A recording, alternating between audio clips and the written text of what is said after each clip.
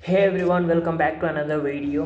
सो मैं आज एक नया वीडियो देख रहा था जिसमें कि उसमें नेपोलियन और उसकी सक्सेस के पीछे के सारे सीक्रेट्स मेरे को आज पता लग गए हैं। ठीक है। और ये ऐसे सीक्रेट्स है वो जनरली जितने भी टॉप 1% लोग हैं ना, उन सब में ये चीज़ कॉमन है। और अगर तुमने इन चीज़ों को मास्टर कर लिया ना, तुम अपने लाइफ में आज जिस भी सिचुएशन में हो, आई प्रॉमिस, आई बेट, आज तुम जिस भी सिचुएशन में हो, आने वाले 10 साल बाद तुम डेफिनेटली उससे 1000 गुना ज़्यादा बेटर पोजीशन में होगे। अगर तुमने ये चीज़ें अपने लाइफ में इम्प्लीमेंट करना स्टार्ट कर दिया और इन चीज़ों में तुमने अपनी एक्सपर्टीज़ बना ली और इन चीज़ों को तुम अपने लाइफ में ट्रांसफॉर्म करने में अगर तुमने ज़रा सी भी एफर्ट्स डाल दिए ना, सो आई बेट कि तुम डेफिनेटली सक्सेसफुल हो जाओगे। तो लेट्स स्टार्ट विथ फर्स्ट कि divide big things into small useful chunks. देखो, तुम्हारी लाइफ में हज़ारों प्रॉब्लम्स होंगे, हज़ारों बड़े बड़े प्रॉब्लम्स होंगे। ठीक है।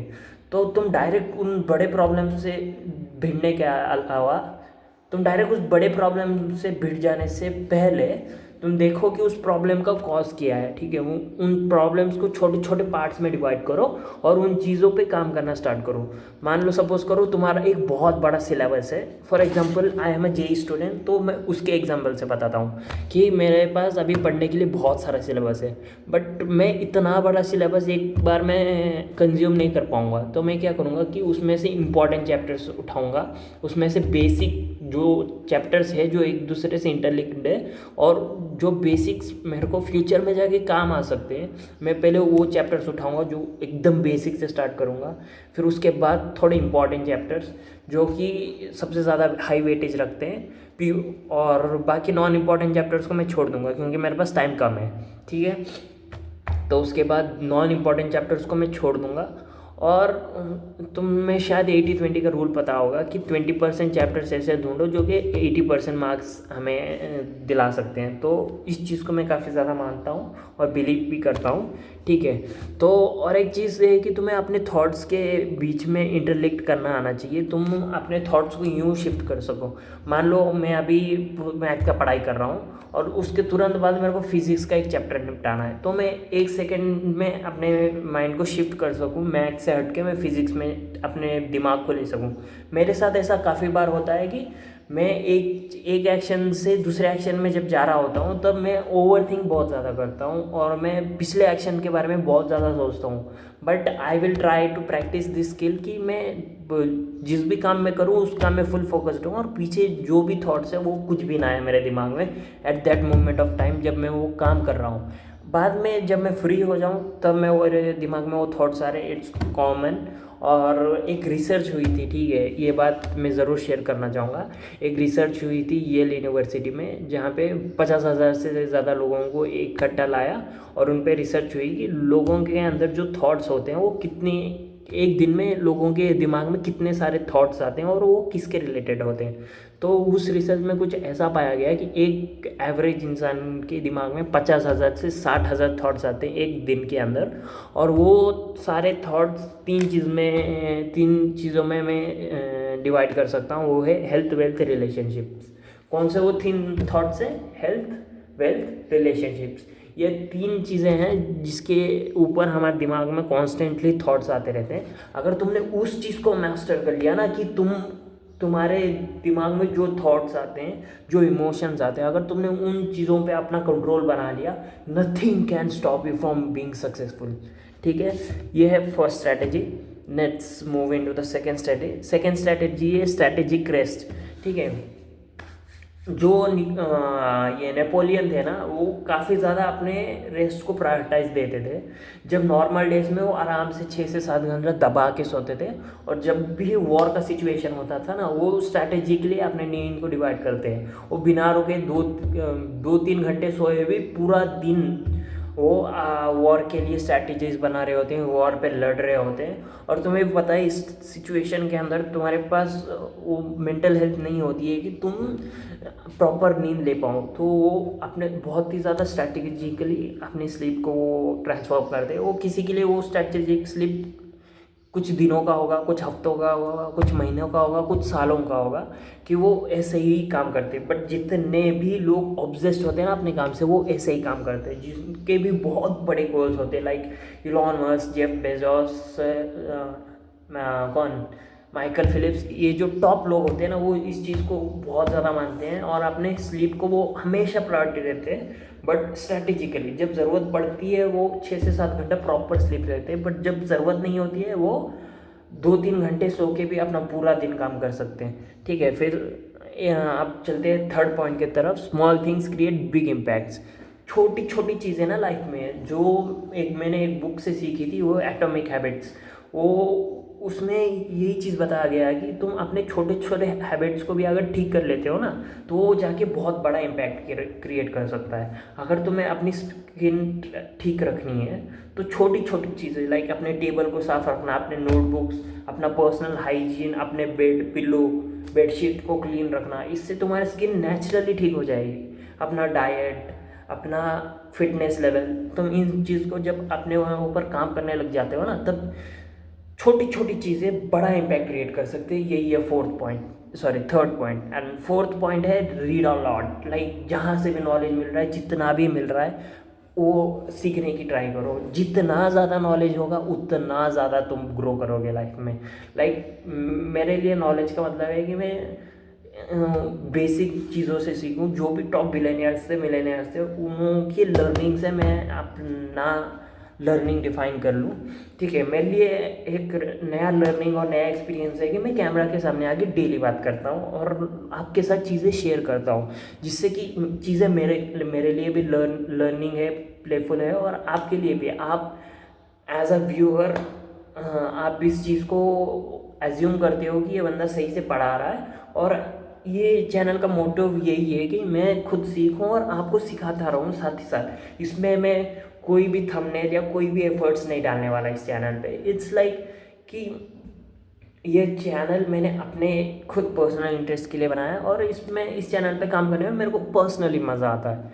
ठीक है, फिर रीड अ लॉट, और उसको अपने लाइफ में इम्प्लीमेंट करना ज़रूर ट्राई करना है, क्योंकि तुम जितना भी पढ़ लो, अगर उसे तुम अपने लाइफ में इम्पैक्ट नहीं क्रिएट कर पाए, उससे लर्निंग्स लेके तुम अपने लाइफ में अप्लाई नहीं कर पाए, तो उसका ज़ीरो यूज़ है। उसके बाद है फास्ट डिसीजन। जितना फास्ट तुम डिसीजन लोगे, उस पर एक्शन लोगे, उतना ज़्यादा सक्सेसफुल तुम बनोगे।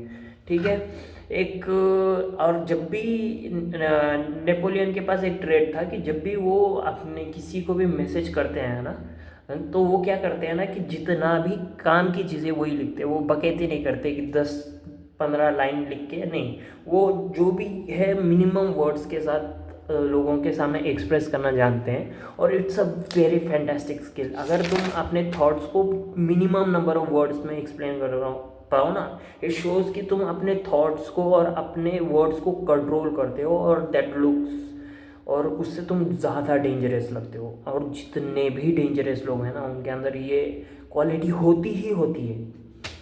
फिर कंसंट्रेशन ऑफ फोर्स। तुम अपने एनर्जी को सही डायरेक्शन में लगाना सीखो, नो मैटर व्हाट।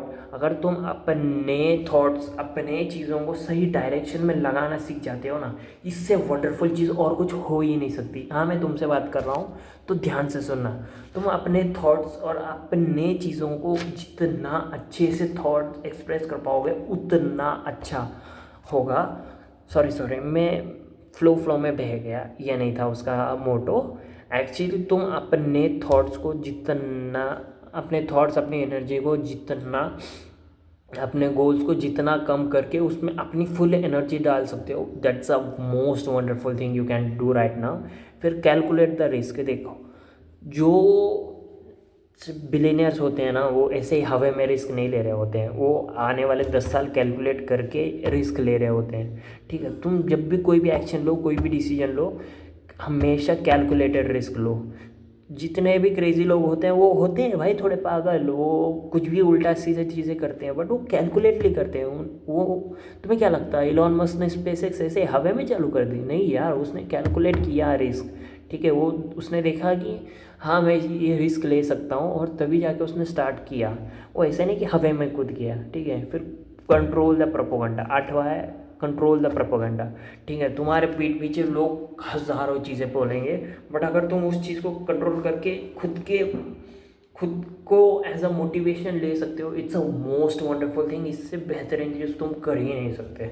फिर नौवा है, तुम अपने इमोशंस को कंट्रोल करना सीख जाओ। जिस बंदे ने अपने इमोशंस को मास्टर कर ली ना, उस बंदे ने सब कुछ, पूरी दुनिया, अपने आप को मास्टर कर ली। जिस बंदे ने अपने इमोशंस को मास्टर कर लिया, उसने ऑलमोस्ट पूरी दुनिया मास्टर कर ली, नो मैटर व्हाट।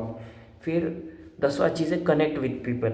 ठीक है, जो भी लोग होते हैं ना, शायद रतन टाटा का एक कोट है कि अगर तुम्हें जल्दी सक्सेसफुल होना है तो अकेले भागो, और अगर तुम्हें बड़ा और लंबे टाइम तक सक्सेसफुल रहना है तो लोगों को साथ लेके भागो।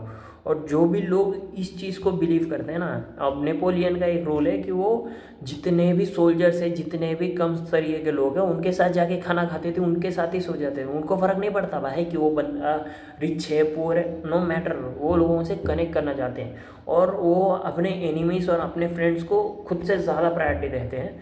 वो अपने एनिमीज़ के बारे में, उनके एनिमीज़ को उनके बारे में जितना पता है, उससे ज़्यादा नेपोलियन को उनके बारे में पता है। और अपने फ्रेंड्स और फैमिली मेम्बर्स, हर किसी के बारे में इतना नॉलेज रखो कि तुमको उनके बारे में हर एक चीज़ पता होनी चाहिए कि वो नेक्स्ट एक्शन क्या लेने वाले हैं।